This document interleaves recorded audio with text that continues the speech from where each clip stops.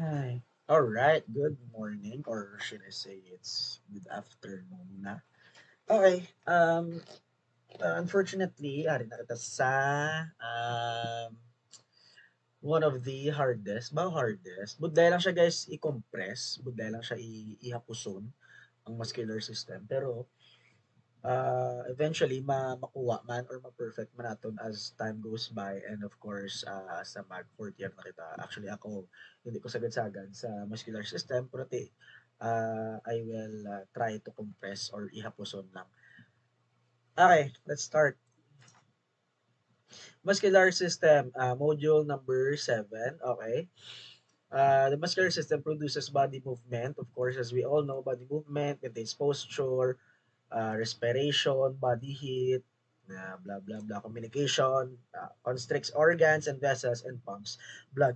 So mostly tanan nga nagahulag or tanan nga function sa lawas naton, it's full of muscles, tanan na muscles na. Okay, so maagyan na naton dugay-dugay ang tatlo ka part or tatlo ka muscles na types of muscles. Okay, una, movement of body, of course, ang kapahulag sa aton, of course, ang aton nga muscles, skeletal muscles. Actually, gid specify gid skeletal muscles kay nga aga connect si muscles pakadto sa bones or sa skeletal. So it's skeletal muscles. Contraction are responsible for overall movements of the body. Posture, of course, ang posture naton si skeletal muscles nagyapon naga-maintain sa aton tone. Respiration, guys, nga respiration ano connect na ni respiration kay di ba ang aton nga lungs it's also a muscle. So the thorax, muscles of thorax carry out movements for respiration. Okay? Muscles man na. Body heat production, to sir, ano connect sa body heat sa gainit gainit ulo ko siya. Charot. Ano connect na ang gainit ka. Of course, skeletal muscles contract. Okay, contract, nagka-contract. It give off heat as a byproduct. Okay, it gives off heat as a byproduct. Wait, Ariel. Uh, Muscle contraction requires energy, of course, di ba? And produces heat as a byproduct of metabolism. So all types of muscle produce heat. But because of large amount of skeletal muscle present in the body, skeletal muscle contributes most greatly to heat production. So kay bungod nga damo skeletal muscle present in the body, skeletal muscle or muscles magyapon muscular system ang naga-contribute greatly sa heat production. Yun ako. Okay, communication, about aspects of communication like speaking and writing. Of course, gagagamit kita sa muscle or muscular system by speaking and writing. Of course, gamit ako sa bong. Constriction of organs, blood vessel and vessels, contraction of smooth muscle within walls, internal organs, causes them to constrict. Contraction of heart, of course, ang heart naton is also type of muscle. So, contraction of cardiac muscle causes heart to beat. Okay, so hindi tani makontrol ang heart or cardiac muscle natin because it is involuntary. So ari na sila nga tatlo ginabakagina, skeletal muscle, smooth, and cardiac. Okay, skeletal muscle, ginaba ko na skeletal muscle nga nag-connect man sa bones or sa skeletal system. So located or attached siya sa bones, okay, appearances like this, long cylindrical, multiple nucleus, striations, yes, no, voluntary, control guys, voluntary. Magpakita voluntary, makontrol, hindi makontrol, of course. Volunteer. For example, di ba, ang volunteer ka, di ba? O mag-volunteer ka, ginpilit ka. Wala ka, nag-volunteer ka, gani. So, in short, voluntary ni siya. So, makontrol, hindi? Yes, makontrol. Imo, decision, pahulagon ko hindi. Function is what? To move the whole body. Tama na sa mga diri, mga dira, that's your skeletal muscle. Okay, let's go sa smooth criminal. Smooth muscle, walls of hollow organs, blood vessels, and glands. Okay, din siya makita, walls ng hollow organs. Sa mga hollow organs, mga hindi daw, tinahi, intestine, bla, dala na siya sa glands. Okay, spindle shape, single centrally located, gap junctions, joints of smooth muscles together. No, autorhythmic, yes. Meaning automatic na may rhythm siya, yes, autorhythmic. 'Di ba? Unlike sa skeletal muscles, guys, wala. Kita na ya bala sa rhythm. Diri ya guys, may rhythm na sila ya autorhythmic, meaning automatic ang rhythm. Involuntary, makontrol, hindi. Hindi. Okay, hindi niyo na makontrol ang pag-absorb sa small intestine niyo ya. Okay, hindi niyo na makontrol ang pag-digest, hindi niyo makontrol ang mga uh, hollow organs mo, sulod sang lawas mo. Okay? So, function, move food through digestive tract. or empty urinary bladder, etc. Regulate blood vessel diameter, contract mini gland ducts. So, and lastly, ang cardiac muscle, guys. Cardiac muscle. Sir, miyara, magkita sa cardiovascular na system. Tingari, pag siya sa muscle. Kaya may cardiac muscle, tamo. Ang heart natin, muscle, man na siya daan. So, arang-ari di siya. Location, heart, of course, cardiac heart. Branch, cylindrical, single, centrally located, intercalated disc. Striations, yes, nag-straight siya. And autorhythmic, yes, may rhythm si heart. Hindi natin makontrol. Involuntary siya. Okay, that's why hindi natin makontrol kaya involuntary siya. Contract heart, ang function niya is contract heart to pump blood through the body. Okay, sige. Functional properties of muscle tissue. Guys, magwa sa exam ang properties of muscle tissue. Okay, si contractility, sa excitability, sa extensibility, sa elasticity. Magwa siya. Okay. Tandaan nyo lang niya ang characteristics sa characteristics sa muscle tissue. Okay. Contractility, ability of muscle to shorten forcefully or contract. Okay, skeletal muscle contraction causes the bone to move. Smooth muscle, cardiac muscle increases pressure inside the organ it surrounds. Okay, contractility.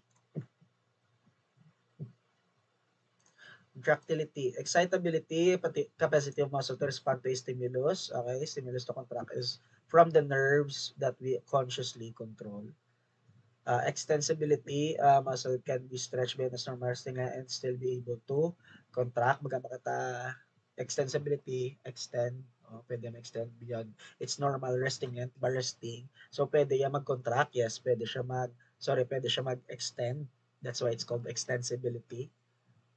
It can be stretched beyond its normal resting length. Elasticity, meaning mag-elasticity, the word itself is elastic. So, ang muscles natin, no matter kung ano man ka-extend, extensibility, ang muscles natin, it has the ability to recoil. Recoil, di ba gabalik siya sa normal resting length. Yeah, so kung mag-extend, pagbalik natin, nagabalik siya. Kaya nga, elastic siya. Okay? That's why it's called elasticity. Okay? Galibot lang na siya. Okay? Elasticity, elastic siya, maski na mga extend, gabalik siya Japo to its original resting length. Elasticity. After it has been stretched. Muscular system, characteristics of skeletal muscle, 40% of body weight. Skeletal, let's go, skeletal. 4 functions of skeletal muscles. Guys, ari na ginagyan na liwat. Mabalik na naman kita kay nursing, liwat.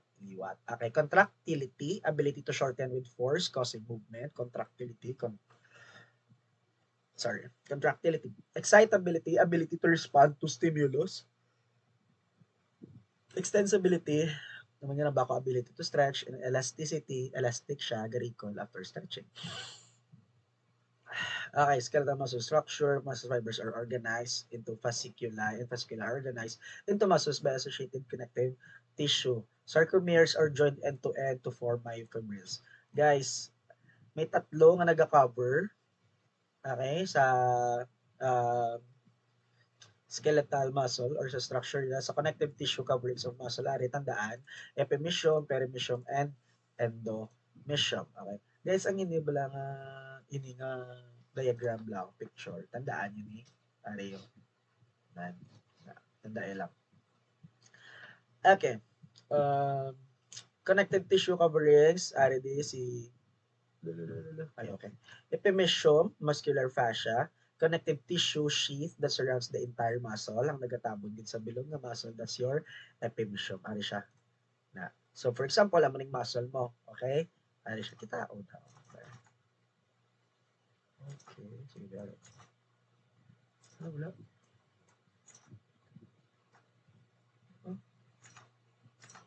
Okay, very good. Kita ko siya. So, for example, si epimysium, ari siya, ang nagatabon din sa bilog na entire muscle. And si perimysium, hindi na to si perimysium.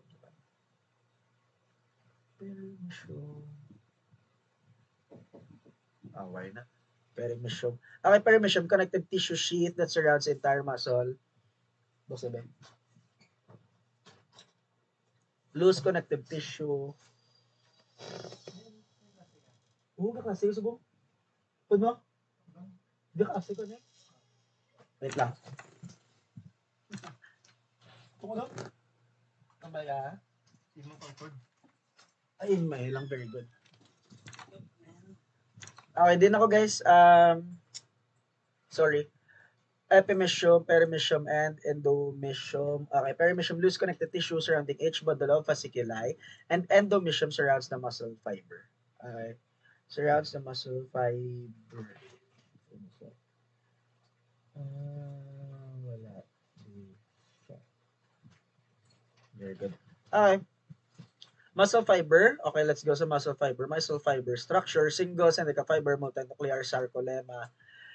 Sarcolemma, guys, tandaan ni Ari si sarcolemma, di, nagkatabo na siya, di, sa muscle fiber. A cell membrane of a muscle fiber has many tube-like invaginations. Okay, transverse tubules, T-tubules. Ari si T-tubule. Ari siya. Yan, araw na. So, ari lang na din siya sa tunga nila. Try ko na explain, pero budlay kay may kinanlan yung ginsang, ano bala, sang tawag isang daw visual. So I will try to hapos na lang by sending you the video nga mas nagpahapos man explain sa akon. I will send man ang link sa GCR o pod sa muni nga subject. Okay, sarcolemma, cell membrane ng muscle fiber, sarcoplasmic reticulum stores high concentration of calcium ions, and sarcoplasm. Guys, tandaan niyo si sarcolemma, sarcoplasmic reticulum, and sarcoplasm. Guys, wala diya sa... Ay, bounce ka? Along. Bisa? Oh, sige. Regards man, thank you again. So, regular ka, klase ko. Oh, very good. Thank you.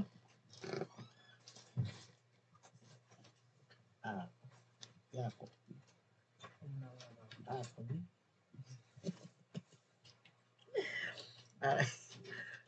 Hindi na to. Okay. Hindi ako ganyan. Sige, kahit kasapan. Okay, guys, sarcolemma, sarcoplasmic reticulum, and sarcoplasm. Okay, sarcoplasm. Guys, tandaan nyo lain ang sarcoma. Ang sarcoma, lapit na siya. Pero ang sarcoma, yung cancer na yan. Lain na yan. Wala di siya. Okay, actin, myofilaments, myosin, myofilaments. Tandaan ang duwa ni. Ang myofibrils may duwa ka protein fibers. Ano branch ng duwa ka protein fibers, guys? Sila ni nagabulig pa contract, okay, kag pahulag sa mga muscles naton. So actin, that's thin, tandaan thin, myosin, myofilaments is thick. Okay? For example, ang ining muscle, 'di ba may part na siya nga for example, ang mga muscles nagka-connect na, nagka-connect. Ang isa ka-connect nga muni nga nagka-connect ni guys is your Z-disc. Ga-connect na sila. Okay, gamo na.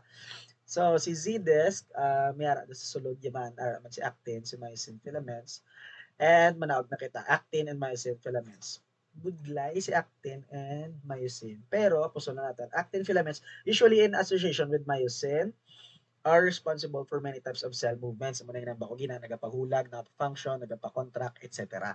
Okay, myosin. Ano si myosin niya? It's a type of molecular motor, a protein that converts chemical energy in the form of ATP to mechanical energy. Ano gani ang ATP? Nambako na, ang ATP is your battery or energy. Okay, ATP or energy to what?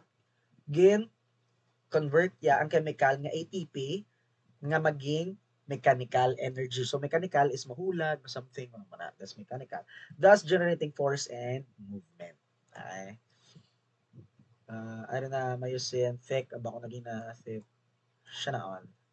Sarcomeres, basic structure and functional unit of skeletal muscle, sarcomeres. Amo to siya nga kung Z-disc, ang isa nga to is may mga sarcomeres na da. Tapos may mga band sila, band sa muscle na niya sa sulod na ginisang muscle sa sino na triad sila ni okay. Sarcomeres, excitability, cell membrane, etc.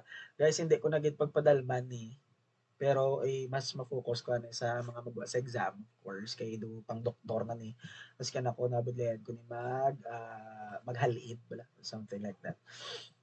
So nako depolarization changing okay action potential results in muscle contraction